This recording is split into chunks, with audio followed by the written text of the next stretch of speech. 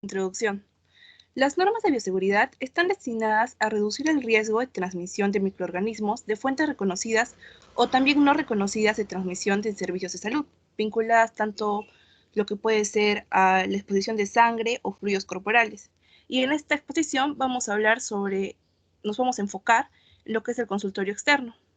Pues sabemos que todo el personal de la institución, incluidos los pacientes, visitas, además del público en general, van a tener una relación directa con la generación de estos residuos sólidos que van a exponerlos a riesgos que van a implicar de estos, ¿no?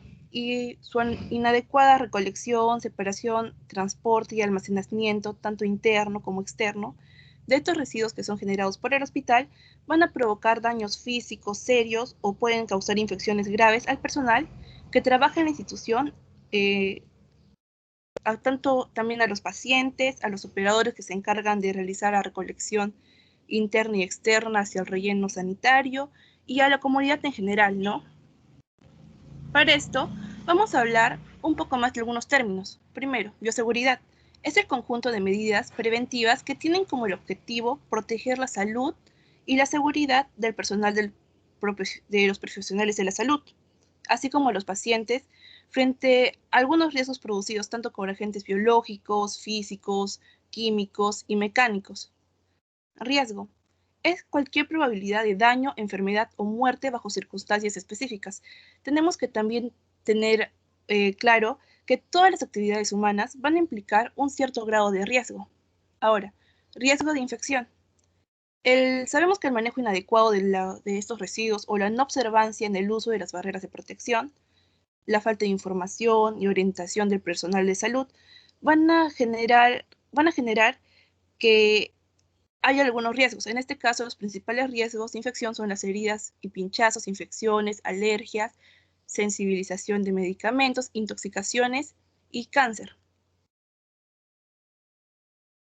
Tipos de agentes y daños a los que se esté expuesto. Acá tenemos 5 tipos. Primero hablaremos de los biológicos, tanto como virus, bacterias, hongos, parásitos que pueden producir estas enfermedades.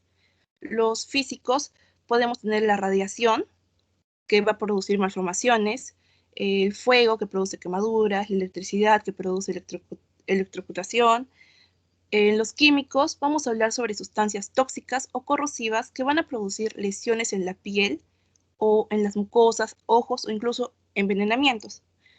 Los mecánicos son los accidentes por vehículos o que hay accidentes por estructuras o equipos que van a generar lesiones traumáticas diversas. Y las ergonómicas, para definir esto, tenemos que primero decir qué es la ergonomía, que es el estudio científico de la relación del hombre y su uso del medio ambiente y del trabajo.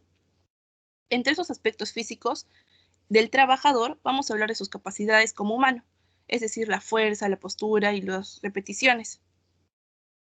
Principios de bioseguridad, que sería en este caso la universalidad, el uso de barreras y medios de eliminación de material contaminado. La universalidad es considerar que toda persona puede estar infectada. Asimismo, tenemos que considerar que cualquier fluido corporal puede ser un potencial riesgo para la salud. Todo el personal también debe seguir las precauciones estándares rutinariamente para poder prevenir la exposición de la piel y de las membranas de la mucosa en cualquier situación que pueda dar origen a algún accidente, estando no previsto que esté con este agente que puede infectarlo. Y estas precauciones tienen que ser para todas las personas sin excepción ni distinción, tanto que, tanto que pueden ser personas que tengan independientemente presentar o no una patología o no. Uso de barreras. Va a comprender el evitar la exposición directa de cualquier fluido orgánico potencialmente contaminante o sangre incluso, mediante la utilización de estas barreras. Por ejemplo, los guantes, que se van a utilizar como barrera, mas no van a poder evitar que disminuyan el riesgo de los accidentes, más sí van a evitar que van a disminuir las consecuencias de este accidente que estamos hablando. Acá tenemos las barreras físicas como son los guantes, barbijos, gafas, batas y cualquier otro equipo de protección individual. Barreras químicas tenemos a desinfectantes como hipoclorito de sodio, derivados del yodo, cloruro de piridonio, entre otros, que van a eliminar de la piel y de los instrumentos que han estado ya en contacto con gérmenes en su exposición y algunos de estos que he mencionado van a proveer protección a la piel. Ahora, las barreras biológicas. Acá tenemos los más conocidos que son vacunas, antibióticos, entre otros, que van a dar la protección al personal de salud y van a generar defensas para evitar futuros contagios o combatir infecciones. También tenemos que mencionar aquí los medios de eliminación de material contaminado, que van a comprender a un conjunto de dispositivos y procedimientos que van a hacer que estos materiales utilizados en la atención de pacientes sean depositados y eliminados sin riesgo de un contagio por un mal manejo de estos. Algunos objetivos que vamos a hablar son para fortalecer los conocimientos de las normas de bioseguridad en el personal en los diversos servicios del hospital, cumplir las normas de bioseguridad con el fin de reducir o eliminar accidentes de trabajo y poder asegurar la seguridad y salud para los trabajadores y usuarios que estén en el hospital, proporcionar medidas para la disminución de riesgos al que se encuentra expuesto el personal de salud, los usuarios y los familiares que acuden al hospital, mejorar el manejo de los residuos cumpliendo con un plan de gestión que tenga que ver con todo lo que sea de residuos sólidos a nivel local, ¿no? Y contribuir a la disminución de enfermedades transmisibles en el paciente, tanto en lo personal y en el paciente.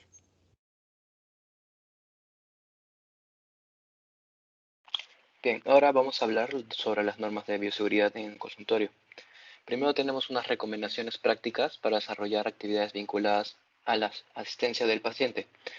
Entre ellos tenemos el manejo de materiales cortopunzantes. Entre ellos tenemos la aguja, el bisturí, instrumentos puntiagudos, entre otros.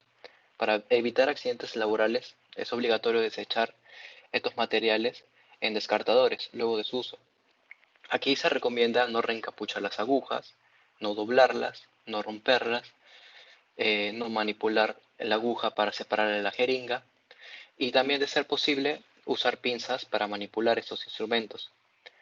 En cuanto son las agujas y jeringas, estas deben usar materiales descartables. Estos instrumentos deben ser colocados en los recipientes descartadores, que ya mencionaré después. Las agujas no deben ser dobladas ni se les debe colocar el capuchón protector, y este debe desecharse en el mismo momento en que se retira el agua estéril. Ahora, los descartadores. Estos son recipientes donde se van a depositar los materiales anteriormente mencionados, con destino a su eliminación por incineración. Todos los materiales cortopunzantes. Estos descartadores no deben, bajo ninguna circunstancia, ser reutilizados.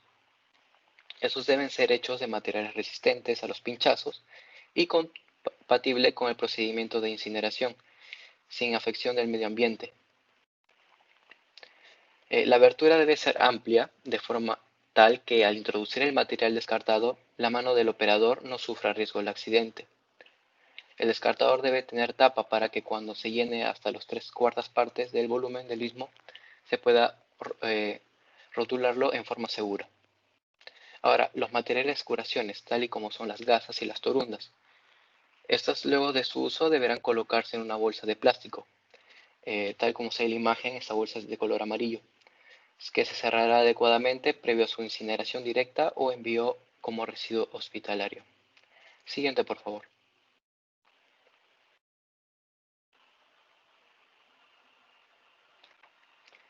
Bien, limpieza y desinfección de materiales de equipo. Para esto primero hay que clasificarlos. Tenemos los materiales críticos, que estas, por el mismo hecho de ser expuestos a áreas estériles, estos deben ser esterilizados. Por ejemplo, los instrumentales quirúrgicos o de curación. Los materiales semicríticos, que estos van a entrar en contacto con membranas mucosas que pueden esterilizarse o desinfectarse. Estos son, por ejemplo, los equipos de terapia ventilatoria, endoscopios, cánulas endotraqueales, entre otros. Y por último, los no críticos, que son los materiales o instrumentos que entran en contacto con la piel. Estos deben limpiarse primero con agua y con jabón y desinfectarse. Tenemos, por ejemplo, los esfigmomanómetros, las vajillas. Ahora, los materiales deben ser limpiados primero mediante acción mecánica, utilizando agua y detergente neutro o enzimático. Todos los materiales, luego de ser usados, deben ser colocados en inmersión en un detergente, como ya mencioné, posteriormente cepiados, enjuagados con agua potable, luego secados y de acuerdo a la categorización del material, debe ser esterilizado o desinfectados. En el caso de los materiales críticos, esterilizados, y los semicríticos, uno de estos dos. Siguiente, por favor. No, perdón. Una diapositiva anterior, por favor. Ya. Ahora tenemos los criterios para desinfección y descontaminación, limpieza y desinfección. Primero, ¿qué es descontaminación?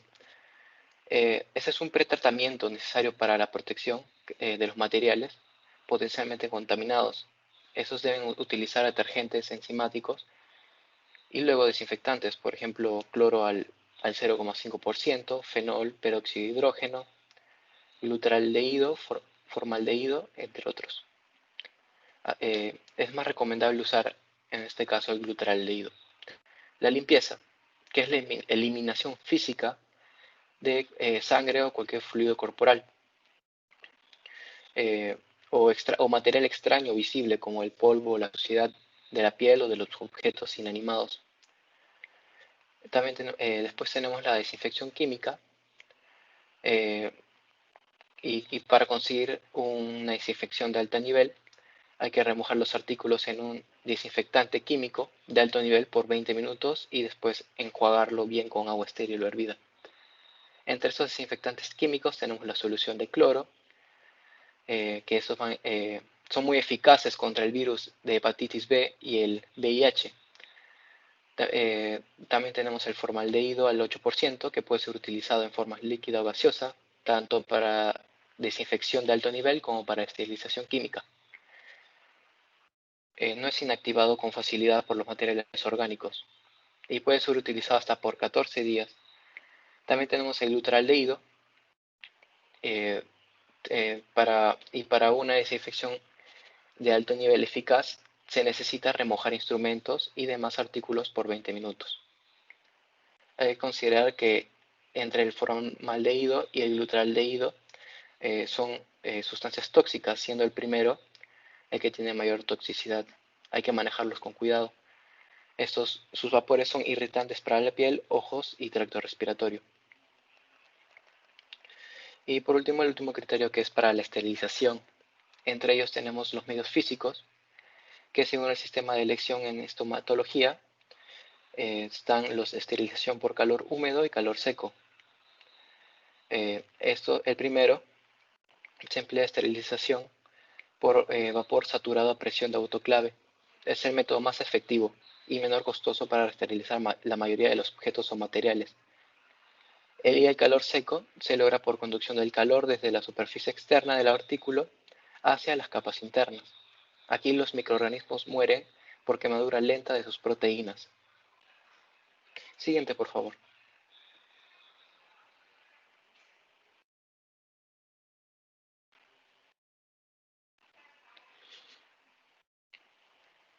Siguiente.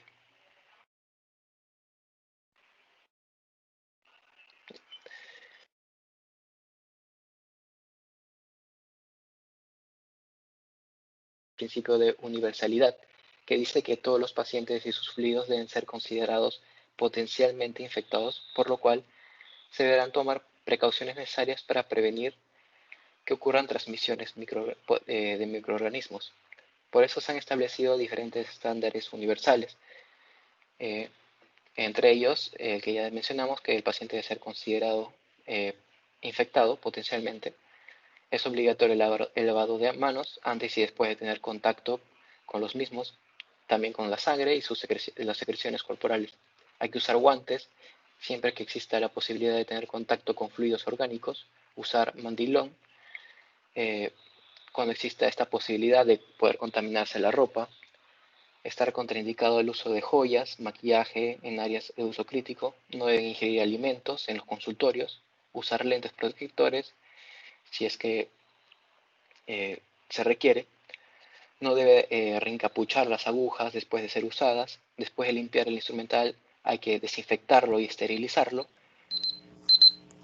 Ok, ya pasó los 15 minutos. Tienes un minuto más, por favor. Ya. Ya. Por último tenemos... Siguiente, por favor. Bien. Por último tenemos la esterilización y desinfección de consultorio. Tenemos la limpieza diaria, donde todo ambiente asistencial debe ser higienizado con agua y detergentes neutros, los ambientes con adecuada ventilación para prevenir transmisión de infecciones que se transmite por vía aérea, como el TBC y la infección respiratoria aguda, descontaminación y limpieza adecuada de ambientes para garantizar la eliminación de agentes infecciosos y por último la eliminación de material descartable, donde los materiales sucios descartables deben ser eliminados en forma segura. También, siguiente por favor. Siguiente. En la eliminación de desechos tenemos los desechos comunes o no contaminados que no representan riesgos de infecciones, tales como son los papeles, cajas, botellas. Después tenemos los desechos infecciosos contaminados. Si son en grandes cantidades microorganismos no se eliminan de forma apropiada, son potencialmente riesgosos. Por último tenemos los desechos especiales, que son elementos radiactivos, líquidos tóxicos, tales como sustancias para revelado de rayos X, entre otros. Ok, listo. Culminó el tiempo. Ahí queda la exposición. Muy bien, chicos. Entonces, ahora vamos a pasar al tema de las preguntas. A ver, en primer lugar, están todos los miembros del grupo, ¿verdad? Sí, doctora. Ya listo. A ver, Julio Carlos, por favor, ¿qué es lo que tu compañera mencionó sobre la bioseguridad? ¿A quiénes era a quien protegía la bioseguridad?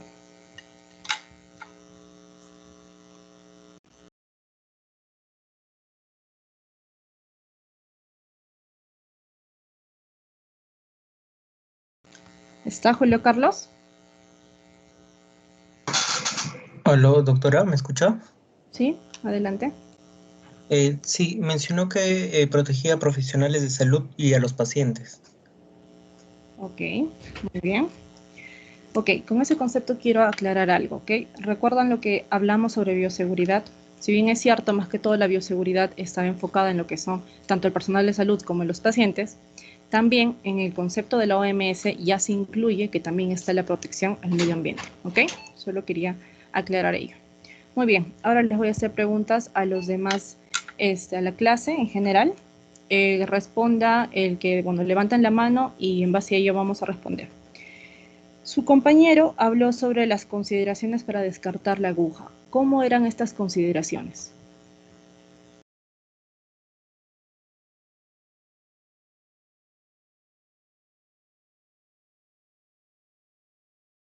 Ok, Daniela Loaiza. Sí, doctora. ¿Me podría? Es que no lo escuché específicamente todavía la pregunta, pero creo que sí tengo idea. ¿Podría repetir la pregunta? Sobre el descarte de la aguja, ¿cómo es que se realizaba según lo que explicó su compañero? Ya.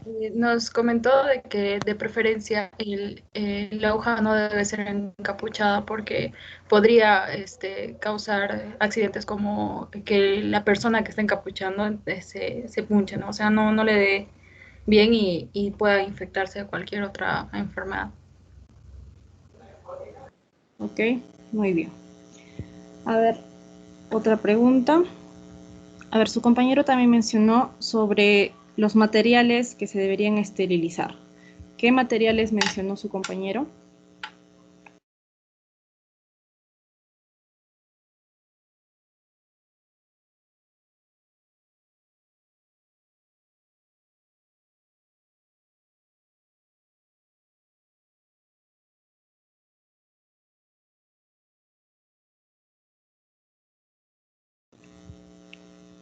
Okay. Jimena Flores.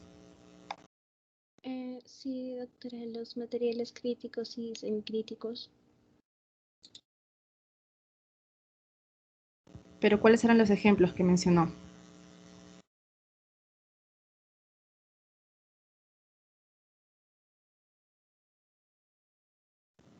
¿Alguien lo sabe?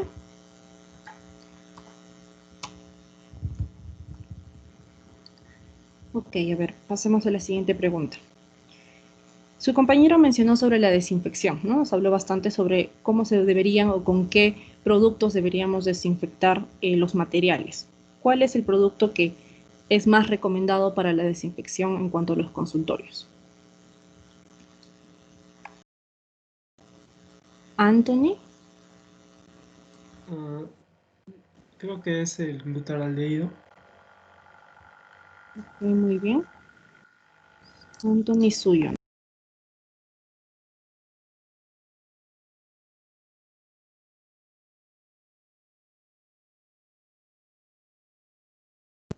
Ok, justo en base a esa pregunta, su compañero mencionó que tanto el glutaraldehído como el formaldehído también podrían ser, ¿no? ¿Cuál de los dos dijo que era más tóxico?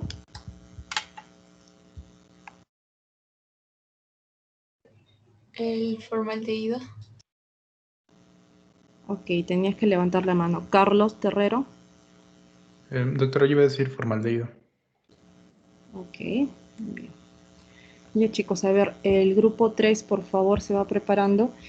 Laura, creo que me escribiste, no lo llegué a leer bien, pero creo que es sobre los grupos, ¿verdad? Para la Sí, doctora. exposición. Ah, ya, ok. Bueno, en este salón pues lamentablemente no tenemos grupo 1, entonces solo van a exponer pues hasta el grupo 4, ¿no? Como mencioné, solo eran los primeros 4 grupos, así que no se preocupe el grupo 5 y expone la siguiente semana, ¿ok? Muchas gracias, doctora. Listo, el grupo 3 por favor.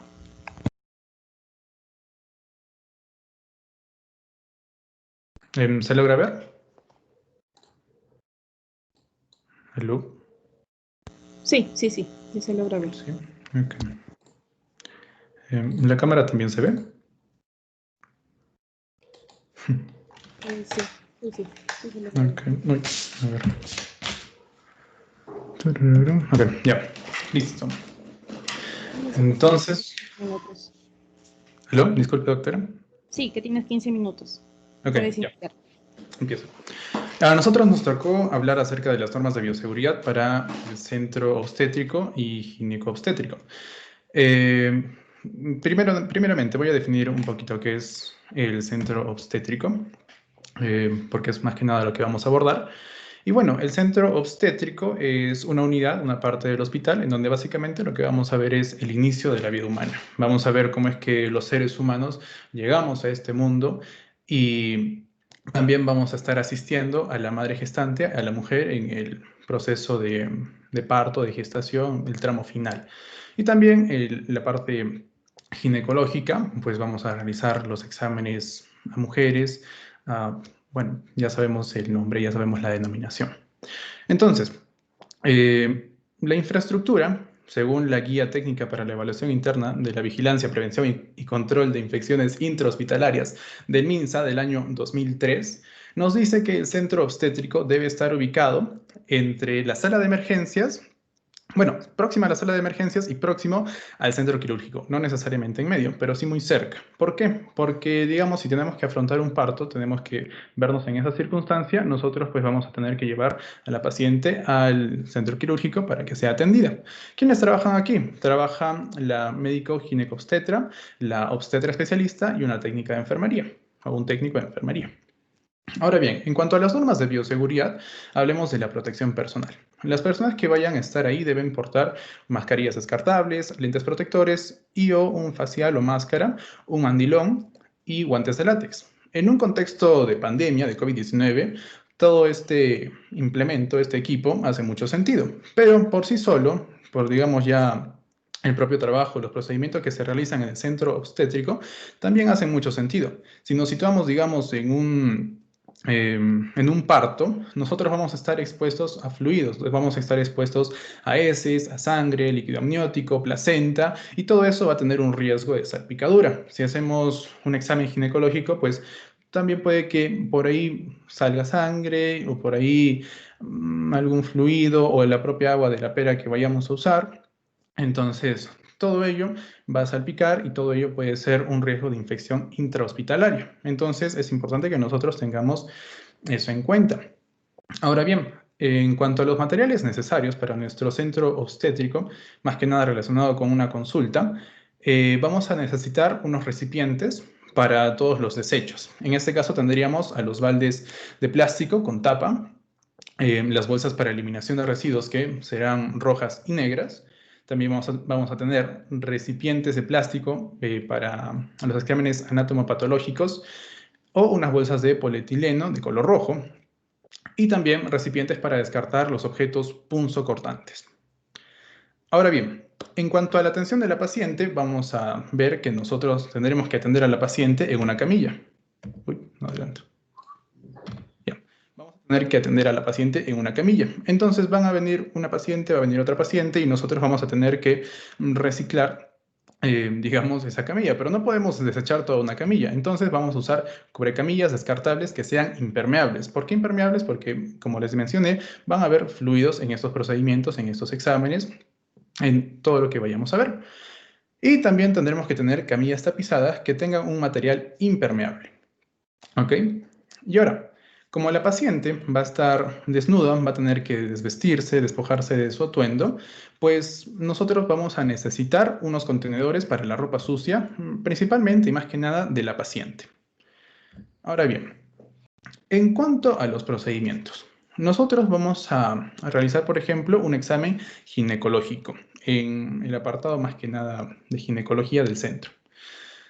Para esto, nosotros vamos a necesitar que la camilla esté limpia, esté desinfectada. Esa desinfección tiene que ser diaria. Para ello se va a emplear un detergente. Y ahora, después de cada análisis, de cada examen, nosotros vamos a realizar una desinfección. Después de cada atención es importante hacer esta desinfección con un desinfectante. El que prefiera el hospital, al menos esas son las normas generales. Después, en cuanto a los cubrecamillas que mencionaba, es sugerible que tengamos estos a la mano, que estén disponibles para que nosotros podamos usarlos y poder atender a más de una paciente. Tenemos que ser eficaces. Y ahora, en caso de que este cubrecamillas se llegase a manchar, nosotros tendríamos que descartarlo como un residuo biocontaminado. Y ya sabemos a la bolsa a la que iría. Después, otro procedimiento, la extracción de material para estudio. Cualquier procedimiento, cabe aclarar, va a requerir de un previo lavado de manos. Entonces, si hacemos tanto un examen ginecológico como una extracción, como lo que sea, tenemos que lavarnos las manos preferentemente. Y definitivamente tenemos que hacerlo. Ahora bien, también tendremos que tener conocimiento de las normas anatomopatológicas que requiere el examen. Después tendremos que rotular adecuadamente estas muestras. ¿Y la rotulación en qué consiste? Especificar el material que está siendo estudiado, el nombre de la paciente y la fecha y hora en la cual estamos tomando la muestra. Después, este material que estamos empleando va a tener que ser clasificado como un material biocontaminado. Continuando, vamos a tener otro procedimiento que es la toma de muestras citológicas. En este caso, lo que vamos a emplear para limpiar va a ser una escoba de aire o una espátula fina.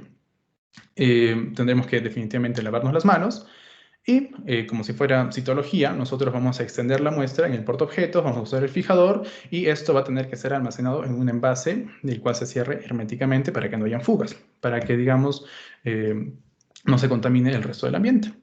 Otros procedimientos, además, son las biopsias. El lavado de manos ya está dicho. Y en este caso, igual, vamos a rotularlo y cerrarlo en un recipiente hermético. Lo mismo para con los exámenes microbiológicos, que ya especifican lo que ya les dije de la rotulación. Y finalmente, el instrumental que nosotros vamos a utilizar. No vamos a estar utilizando el mismo material infectado con una paciente para con otra paciente. Digamos, ahí puede haber un riesgo de transmisión de algún virus, de alguna infección, algo desagradable que no queremos que le pase a la paciente ni a nosotros. Entonces, ¿qué tendremos que hacer con el instrumental que nosotros vayamos a emplear en nuestra consulta? Vamos a tener que esterilizarlos y también vamos a tener que lavar el material que sea reutilizable. El que sea descartable simplemente lo desechamos en las bolsas, los recipientes que ya les mencioné. Y lo que sí o sí deberemos tener en un consultorio externo, o sea, en un consultorio común y corriente, pues van a tener que ser componentes de lavado de manos, o sea, para lavarnos las manos, y los envases que sean tanto para los residuos como para las muestras. Eso en cuanto al instrumental. Y ahora continuemos con parto. Bueno, seguimos con las normas de bioseguridad para partos y alumbramientos, ¿no? Bueno, primero vamos a saber qué es el parto. El parto es ya la etapa final del embarazo, el cual dura 40 semanas. Bueno, desde un punto de vista médico, el parto va a estar dividido en 3 partes, ¿no? La dilatación, expulsión y alumbramiento. La dilatación es el empiezo de las contracciones, expulsión cuando ya se expulsa el feto y alumbramiento es la expulsión de la placenta.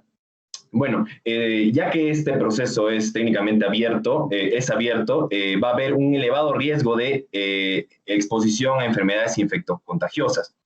Es por eso que es importante conocer las normas de bioseguridad, ¿no? Para que no se infecte tanto la paciente ni el feto y también no se infecte el personal de salud, ¿no? También voy a comentar algunos factores o causas que pueden favorecer o incrementar las probabilidades de infección.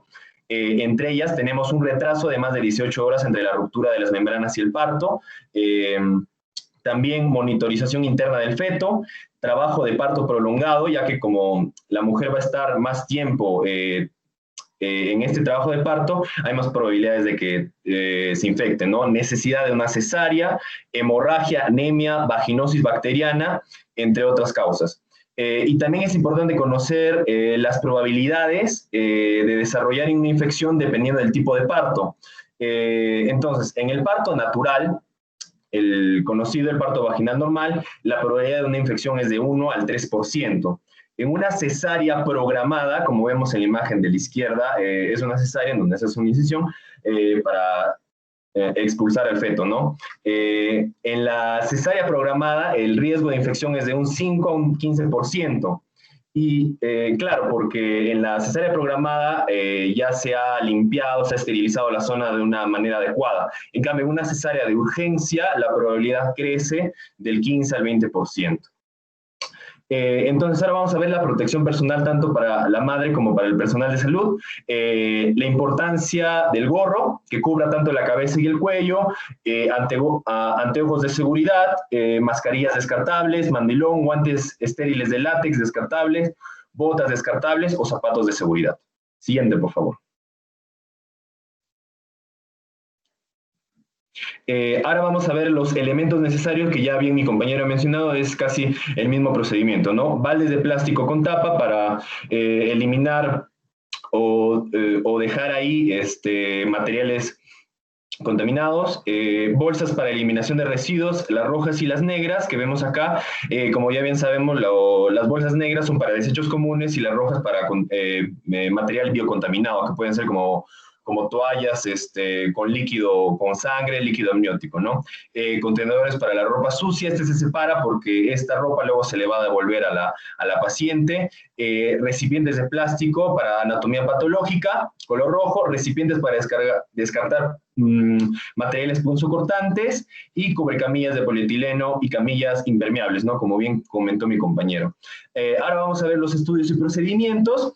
Estudios antes del parto, que son el examen ginecológico, higiene ginecológica y extracción de muestras como la biopsia, ¿no? Todo esto es para ayudar al personal de salud a conocer si es que la paciente tiene alguna enfermedad. Digamos, si la paciente tiene VIH, entonces, o cualquier otro tipo de enfermedad, haciendo esos exámenes, esa biopsia, entonces el personal de salud va a estar preparado para esto, ¿no? Para el virus, ¿no? Y bueno, los partos, la cesárea y el legrado, que el legrado, como bien dice su nombre, es un raspado que se le va a hacer al útero para ver si es que hay alguna infección, ¿no? Como vemos en la imagen de la derecha abajo. Siguiente, por favor.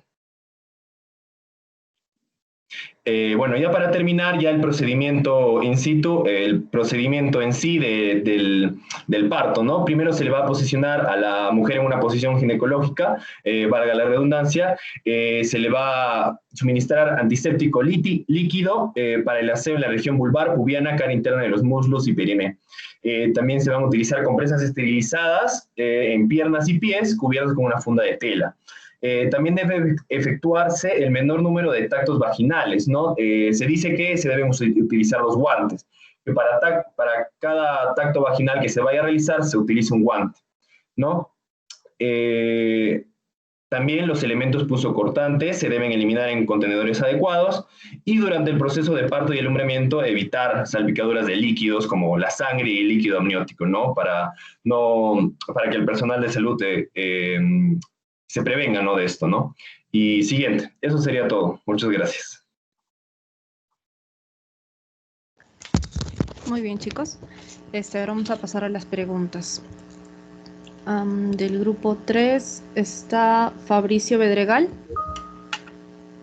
Sí, doctora, dígame. Ok, a ver, tu compañero mencionó sobre los exámenes microbiológicos que podía haber una infección cruzada. ¿Cómo se podría evitar ello?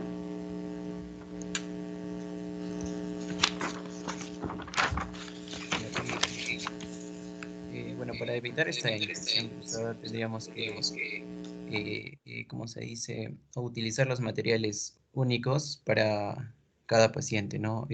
No se tendría que mezclar las muestras de cada paciente y usar los materiales adecuados, como los recipientes para cada muestra, la rotulación y que sea correcta, ¿no? La fecha, el nombre de la paciente sobre todo, y así poder evitar este cruce de muestras para una infección. Y bueno, básicamente eso sería, ¿no? Ok, muy bien. Ahora vamos a pasar a las preguntas para el resto de los compañeros. A ver, levanten la mano, por favor, para que participen. A ver, su compañero mencionó sobre que las cubrecamillas deben ser impermeables. ¿Por qué deben ser impermeables? Jimena. A ver. Porque en los procedimientos ginecológicos se van a derramar bastantes líquidos orgánicos como líquido amniótico, sangre, etcétera, y pues por esa razón tienen que ser impermeables.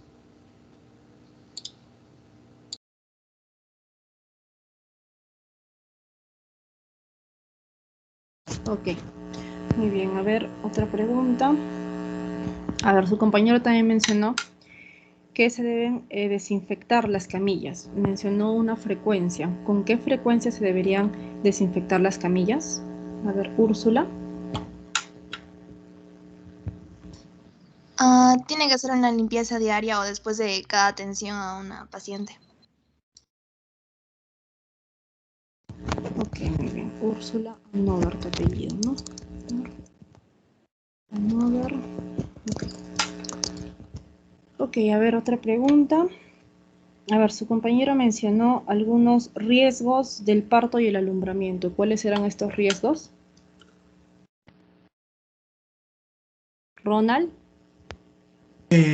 Una imposible, o sea, se refiere a una posible infección en el caso de que sea natural, podría ser de 1 a 3%, en el caso que sea de cesárea, de 5% a 15%, y en el caso que sea una cesárea, pero que no sea programada, podría ser de 15 a 20%. Ok, muy bien. Ronald Romero, ¿no?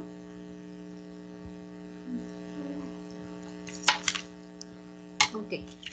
A ver, otra pregunta. A ver, su compañero mencionó sobre el legrado. ¿Qué es el legrado? Julio Fuensalida. Sí, doctora. Es una técnica por la cual se hace un raspado, por lo normal, para diagnosticar algún tipo de infección, o también, me acuerdo que leí que también se usan para algunos procedimientos de aborto. Entonces eso sería el legrado. Ok, muy bien. Ya, chicos, a ver, pasemos al grupo 4, por favor. Doctora, ¿se escucha? Sí.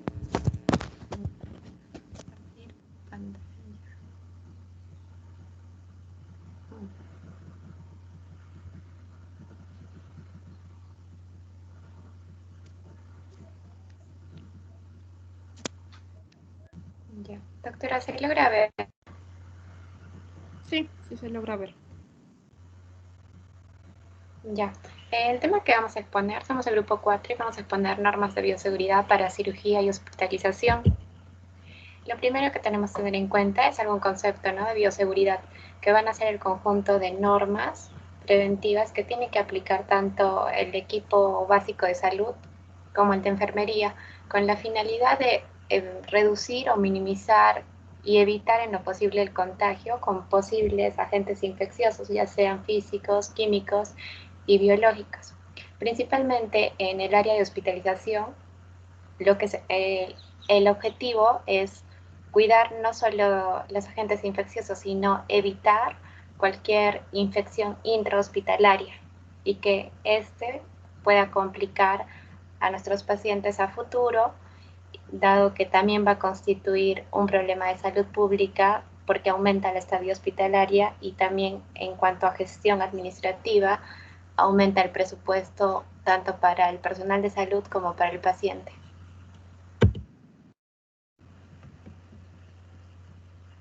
El área de hospitalización. Ya, como les dije anteriormente, uno de los mayores riesgos y lo que queremos evitar en esta área son que el paciente adquiera principalmente infecciones intrahospitalarias. En el año 2009, la Organización Mundial de la Salud definió que era fundamental reducir este tipo de infecciones, por lo que nos brinda un protocolo y normas de bioseguridad a fin de reducir la morbimortalidad de los pacientes y también de los tratantes. En cuanto a la clasificación y distribución de los pacientes hospitalizados, tenemos dos: por la posibilidad de contagio y por la forma de transmisión de las enfermedades, ya sea por vía aérea, por gotitas o por contactos. ¿Por qué? ¿Por qué la posibilidad de contagio? Por ejemplo, no es lo mismo tener un paciente hospitalizado que venga de una operación por tuberculosis que un paciente que venga de una paciente gestante que esté simplemente en el área de hospitalización por su situación. Pues es por eso que llevándolo a la práctica lo que hemos podido averiguar, por ejemplo, los pacientes que tienen tuberculosis o enfermedades respiratorias, por ejemplo, tienen una zona exclusivamente de hospitalización donde se les va a distribuir de acuerdo a los cuidados que tengan que tener, ya sean intermedios o avanzados. Por ejemplo, poniéndolo a la práctica, en el Hospital Honorio Delgado, en el 5º piso, se encuentran, por ejemplo, los pacientes que tienen tuberculosis. En cuanto a nuestras normas de bioseguridad en hospitalización, voy a destacar lo fundamental, es que las áreas tienen que ser camas diferenciadas, ya sea por edad y sobre todo por las especialidades. Como nombré anteriormente, lo que va a influir es el cuadro del paciente. En la mayoría de los casos siempre se va a realizar el lavado de manos antes y después de haber examinado al paciente. Se debe haber realizado los procedimientos después de haber usado los servicios higiénicos, y las camas deberían guardar una distancia de 1.5 metros mínimo entre ellas. Y digo deberían porque en la realidad, al menos en nuestra ciudad, no se lleva exactamente este tamaño, esta distancia, mejor dicho, por temas de logística. Además, se deberá evitar tener camas desocupadas, y el tendido de camas se debe realizar solo al ingreso del paciente al servicio, y siempre debe haber una desinfección del colchón, así como de las sábanas, las cuales deben estar desinfectadas por hipoclorito de sodio al 1%, y las excretas en generales de hospitalización no se eliminan directamente al desagüe, sino que deben pasar por un tratamiento previo, el cual está basado en hipoclorito de sodio al 1%, la cual debe pasar por lo menos 30 minutos ahí y recién puede posteriormente pasar al sistema de desagüe. Y todos los sistemas mobiliarios deberán ser desinfectados tanto al inicio como al finalizar los procedimientos. Igual también se debe cumplir aquí el desecho y la organización de residuos para su posterior eliminación. En cuanto a los desechos hospitalarios, tenemos residuos patogénicos, son aquellos que pueden dañar a las personas, y tenemos residuos hospitalarios, que son aquellos que van a tener un alto contenido de microorganismos. El área de cirugía es uno de las áreas fundamentales en las que se tiene que mantener dos condiciones importantes, tanto las condiciones de asepsia como las condiciones de antisepsia, porque es el área donde va a estar más vulnerable el paciente y el personal médico, ya que el paciente puede contaminarse puede obtener una infección intrahospitalaria de manera más cercana si es que no hay las condiciones de asepsia y antisepsia. Y el personal médico es más propenso a tener contacto con los fluidos, por lo que tiene que cumplir con todo el protocolo de bioseguridad y sobre todo con la vestimenta. Para ello se tiene que realizar previamente, dicen que se tiene que realizar el lavado de manos, que es el método más eficiente para disminuir el traspaso de material de un individuo a otro, ya que es la reducción continua de la flora resistente. Y el lavado de manos elimina la mayor parte de los contaminantes patógenos. Esto se debe hacer con agua y jabón. Y las indicaciones para el centro quirúrgico es: al ingresar al área del trabajo se debe realizar un lavado corto, al terminar el turno se debe también realizar un lavado de manos, al tocar las zonas, cualquier zona que toque o cualquier objeto que toque también debe lavarse. También en el caso de que tosa o estornude también debe lavarse las manos. Ahora, tenemos el lavado largo, que es el que se recomienda para centro quirúrgico, es el que dura 5 minutos y se realiza con un jabón líquido antiséptico.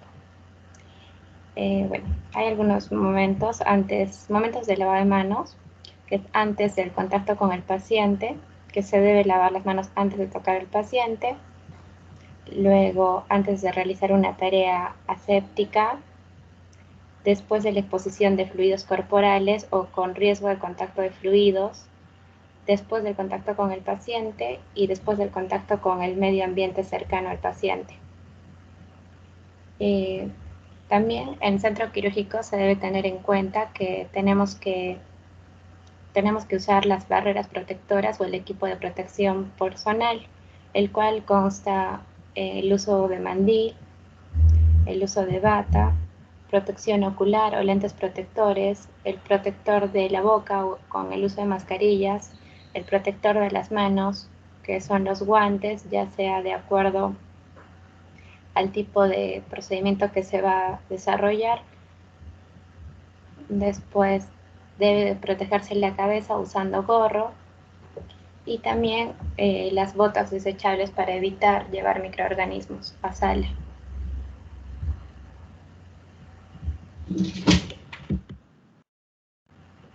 Algunos incidentes de eventos adversos asociados a cirugía que tenemos que tener en cuenta es que a veces existen errores relacionados con la identificación del paciente, lo cual podría afectar nuestros protocolos, sobre todo para el tema de la clasificación de los pacientes en cuanto a qué área van a entrar. Después hay problemas en el equipamiento utilizado para inducción de anestesia o falta de equipamiento necesario para el desarrollo del proceso quirúrgico o uso de equipamiento no estéril, lo cual se ha demostrado en estudios que es lo que cuando el equipamiento no está esterilizado es a lo que más nos condiciona a adquirir infecciones intrahospitalarias, como por ejemplo la neumonía. Después, pérdida de sangre superiores a las previstas o cierre de heridas quirúrgicas sin haber retirado todos los accesorios quirúrgicos utilizados. Por ejemplo, esto va a referencia a que el personal de salud tiene que estar muy atento al momento de la práctica operatoria. Para eso tenemos la lista de verificación segura. Cuando entra el paciente a cirugía se hace todo el protocolo, incluso se hace el conteo, desde el conteo de las gasas que se van a usar, así como del equipo quirúrgico. Porque lo que puede pasar en un descuido es, como se ha narrado en algunos casos, que, no sé, la enfermera o el equipo de salud olvidó una gasa, por ejemplo, dentro del paciente, y lo cual va a condicionar a que se tenga que hacer dispensar mayor gasto en el presupuesto y también en cuanto al personal de salud. Como ya dije, hay que tener normas del personal, la cual es utilizar permanentemente el equipo de protección, el lavado de manos con un jabón líquido y clorexidina al 2%, y siempre se tiene que clasificar la ropa médica y quirúrgica de acuerdo a las diferentes áreas y al procedimiento que se va a tratar.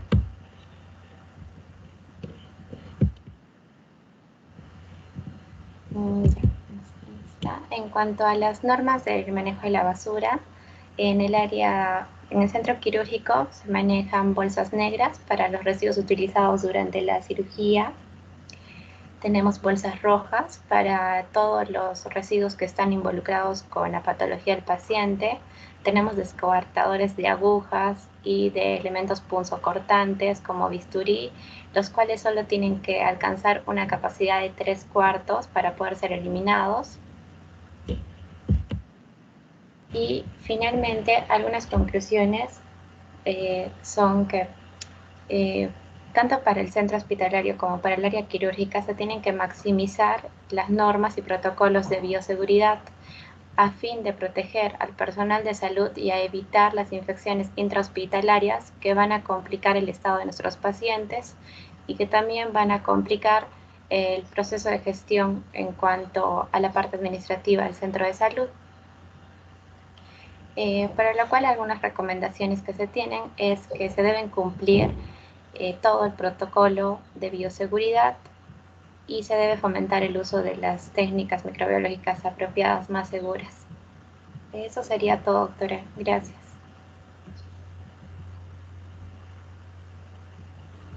Ok, muy bien, Paola. A ver, vamos a empezar con las preguntas. A ver.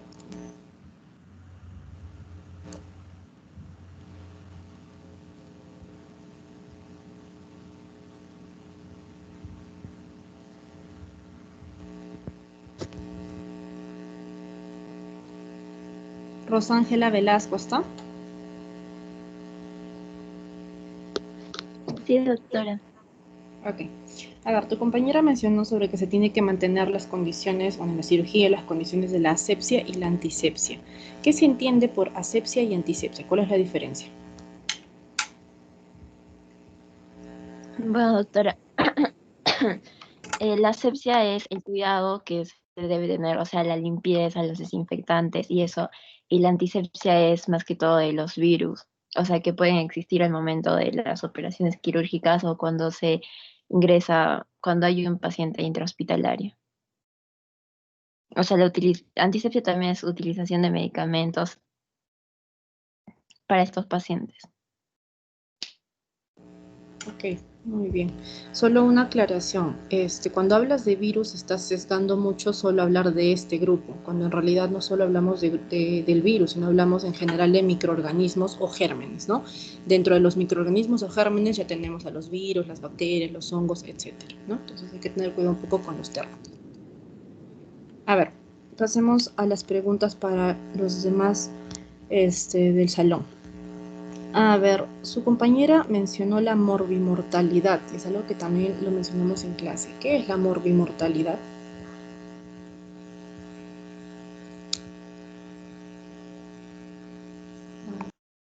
Ok, a ver, Adriana Pérez. Sí, doctora, la morbimortalidad es la tasa del riesgo de enfermarse y esto que puede conllevar luego a la muerte. Y cuando no se lleva un buen nivel de bioseguridad, manejo de materiales biocontaminados o como dejar las gasas, de pronto esto puede conllevar a que se eleve esta tasa de enfermar y de la muerte. Ok, muy bien. A ver, otra pregunta. Y a ver, su compañera mencionó de que, en general, que es algo que también le hemos mencionado, que La regla, bueno, la regla general debería ser que las camas mantengan una distancia de 1.5 metros, ¿no? Pero ya vemos que pues no es así. Mencionó el por qué, cuál es la razón, su compañera dijo un motivo por el cual no se cumple ello. A ver, Fabricio Bedregal. Bueno, yo escuché que mi compañera dijo que eran problemas de logística, o sea que cada hospital lo disponía así. Muy bien.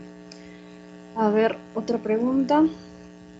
Ya, a ver, su compañera habló de la limpieza, ¿no? De la desinfección. En el caso de las sábanas, ¿cuál era lo recomendado, el desinfectante recomendado? A ver, Camila Manrique. En ese caso, doctora, recomendado era el hipoclorito de sodio al 1%. Ok, muy bien.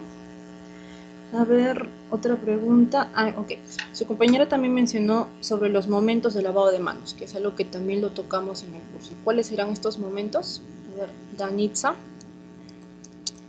Era antes de realizar el procedimiento quirúrgico y después. Y tenía que ser un lavado de acuerdo rápido y uno que era largo que tenía que durar alrededor de 5 minutos y que tenía que hacerse con clorexidrina al 2%. Ok, muy bien. A ver, alguien que quiera complementar lo que su compañera ha dicho. Bueno, estamos hablando de 5 momentos de lavado, ¿no? Entonces es un poco más complejo, bueno, pero está bien lo que has opinado, Danitza. A ver, Katherine.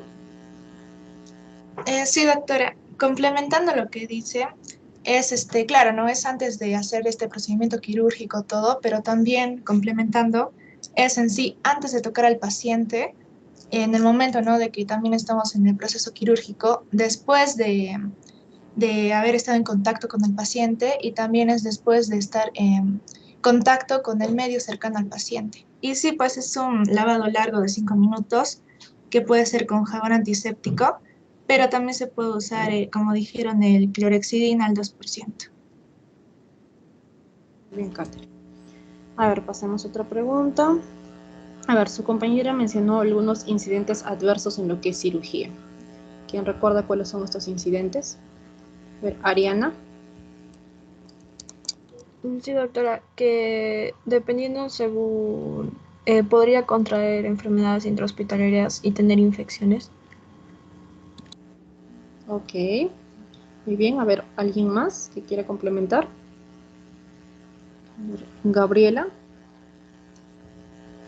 Sí, doctora. Mi compañera mencionó que podrían haber errores que estén relacionados a la identificación del paciente. También mencionó que podrían haber problemas con el equipamiento utilizado para la inducción de la anestesia, ausencia del equipamiento necesario para el desarrollo del proceso quirúrgico y pueden haber también pérdidas de sangre superiores a las previstas. Ok, muy bien. Muy bien, Yanarico, ¿no? A ver, chicos. Ok. Bueno, chicos, como no hay grupo 1, así que aquí nos vamos a quedar con respecto a las exposiciones. La siguiente semana expone grupos 5, 6, 7 y 8. Bueno, de igual manera como lo estamos haciendo ahora, esa es la modalidad mediante la cual vamos a desarrollar pues esta fase. ¿Ok? ¿Tienen alguna pregunta, alguna consulta? Sí, doctora. Con respecto a las participaciones, también para que todos tengan la posibilidad de participar y tener el punto, si participa una vez ya significa de que ya tiene el punto, como en las anteriores fases. Así es, sí, así es. Es algo que gracias Laura por hacerme recordar.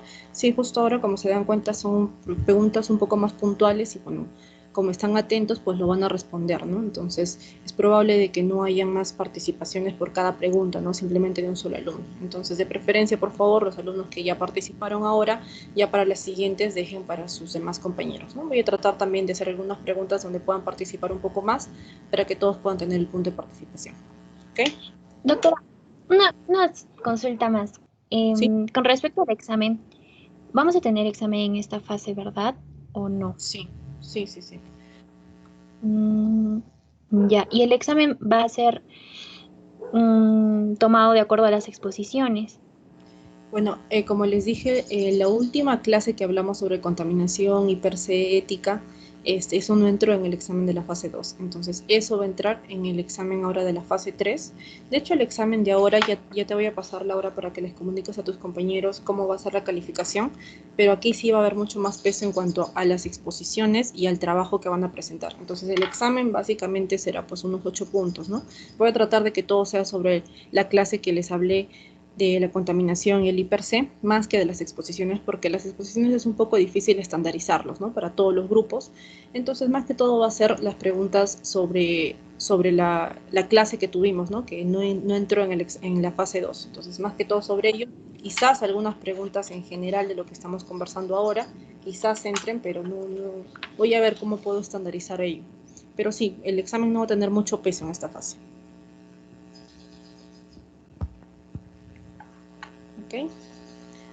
Ok, ya chicos. Doctora, disculpe. ¿Sí? Hay una consultita respecto a mi caso particular. ¿Yo tengo una participación o no tengo participación? Sí, participaste en el primer grupo que expuso. Sí consideré tu participación. Okay. De hecho, chicos, ahora he tenido algunos problemas con las participaciones de la fase 2. No sé si quizás no las he guardado bien o cómo es, pero voy a activarles en el Blackboard una pestaña donde va a estar la participación y ustedes ahí van a ver las participaciones que tienen, ¿ok? Entonces ahí cualquier cosa para que no tengamos inconvenientes al finalizar de la fase, que quizás no se les consideró ese punto en su calificación final. Entonces les voy a activar para que ustedes ahí revisen y por favor revísenlo con tiempo, ¿no? A última hora también algunos compañeros recién revisan y pues ya cambiar la nota es difícil, no se puede cambiar la nota. Entonces ahora si no se les consideran los puntos hasta esta fase, pues ya no hay cuarta fase, ¿no? Entonces algunos compañeros que quizás no les considere su punto de la fase 2, pues va a pasar para la fase 3 porque bueno, felizmente tenemos todavía esta fase, ¿no? Pero ahora sí, por favor, tengan ustedes en consideración revisar sus calificaciones, todo ello antes de que se suban las calificaciones ya al sistema, porque de ahí es imposible cambiarlo, ¿ok? Entonces tengan en consideración ello para que revisen sus tiempos, con tiempo todas sus calificaciones, ¿sí? Gracias, doctora. Ok, listo. A ver, chicos, no se olviden que hasta este sábado tienen para subir lo del trabajo del IPRC y la próxima semana para su trabajo individual de lo que es redacción del artículo y bueno, la próxima semana ya para la semana del 18-19 ya para que suban el informe justo de estas exposiciones que están haciendo, ¿sí? No olviden ello. Ya chicos, eso sería todo y nos vemos la siguiente semana. Hasta luego chicos, cuídense.